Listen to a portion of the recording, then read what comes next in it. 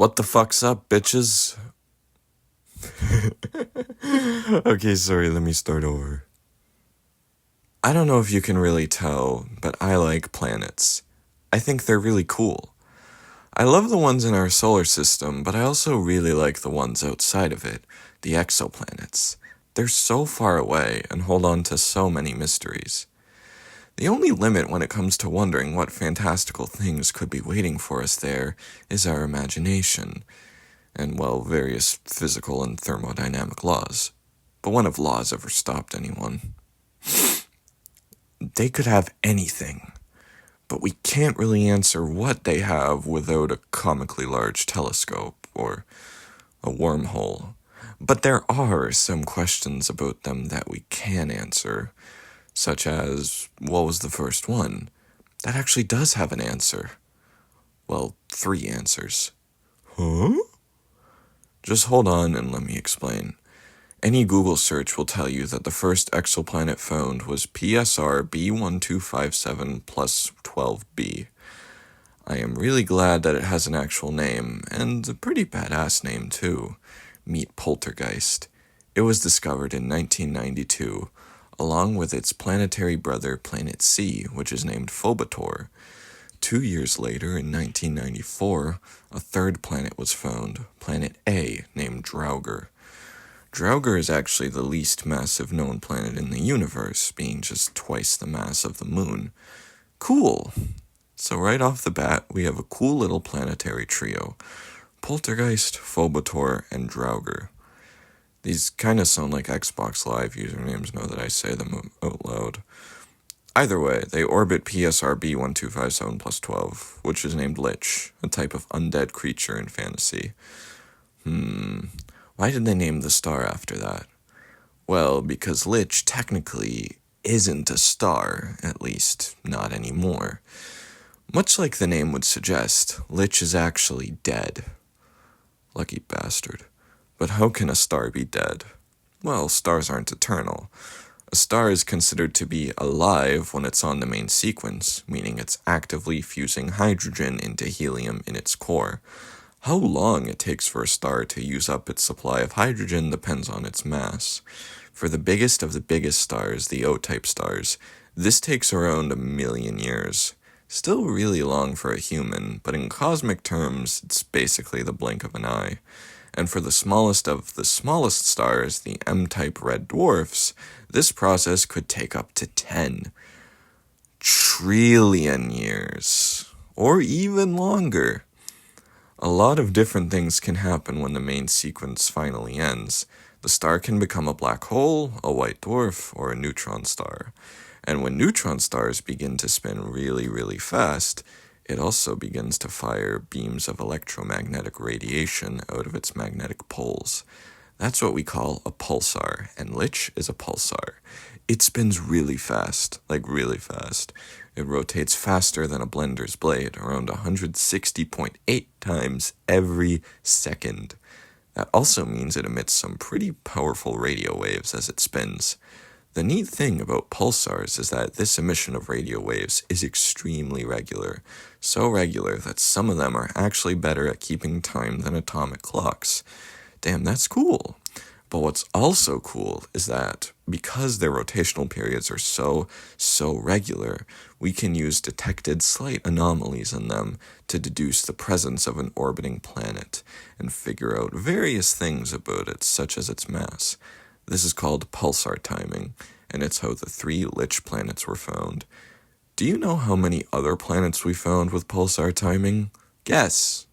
No, I'm serious, guess. I'll give you a minute to write a comment with your guess down below, and then I'll tell you.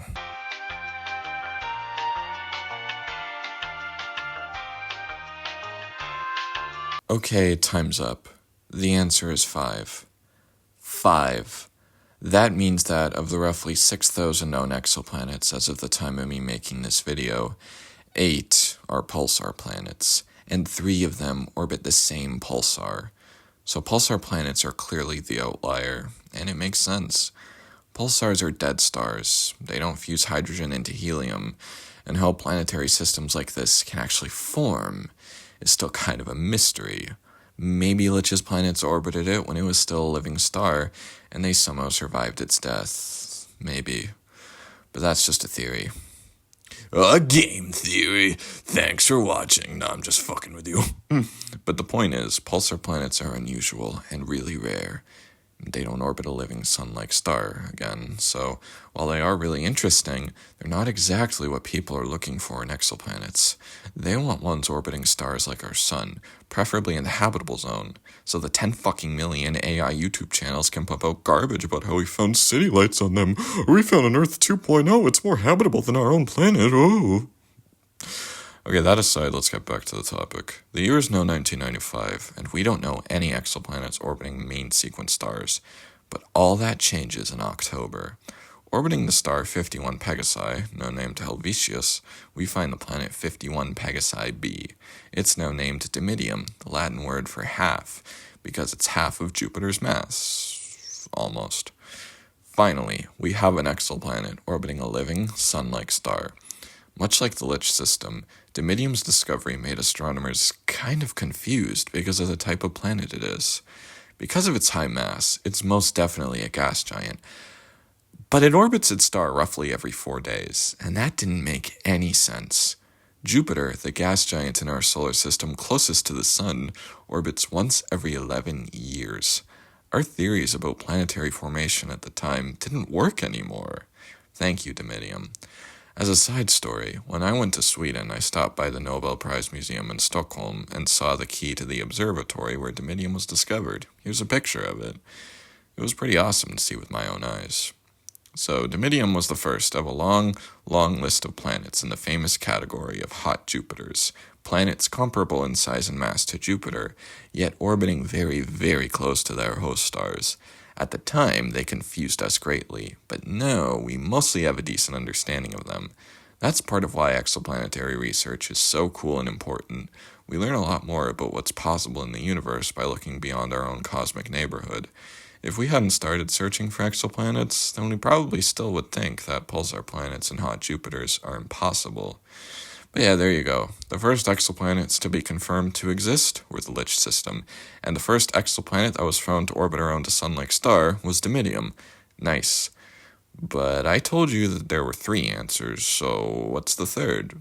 Meet Gamma Cephei? I think, I don't really know. AB, officially named Tadmore.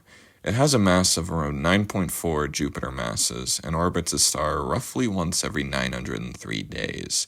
So that's a bit more normal, it seems, for a planet of that size. Now that's all well and good, but the thing about Tadmore is that while its existence was confirmed in 2003, it was first proposed to exist in 1988, a few years before the Lich system was found. But at that time, no one knew it existed for certain. They just had a hunch. But it was a correct hunch. So does Tadmore count as the first discovered exoplanet? I don't know. Kind of, maybe.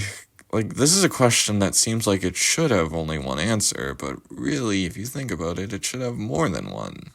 It's important to remember the first exoplanet that we were able to correctly gather evidence for, and the first that we were able to confirm beyond a shadow of a doubt actually exists, and the first that orbits a star like our own. Each category is really important for its own reasons, so when you're telling the story of the first exoplanet, don't just tell one of their stories. It's not the story of just one planet, but the story of several. Poltergeist, Dimidium, and Tadmore. And Methuselah. What? Okay, so this isn't really related to the main question of discovery, but technically and linguistically speaking, the planet PSR B1620-26b, which is unofficially named Methuselah, is a possibly correct answer to the question, what was the first exoplanet? Because it's by far the oldest that we know of, around 12.7 billion years old, almost as old as the universe itself in cosmic scales. Meaning it may have been the first exoplanet, as in the first to ever exist. You see what I did there? It's old. It's really old. So I imagine it'll probably soon be announcing its bid for the next US presidential election. This is where it gets its unofficial nickname. According to the Bible, Methuselah was the oldest person, having lived to the ripe old age of 969. This planet is also kind of weird because, as its designation suggests, it orbits a pulsar.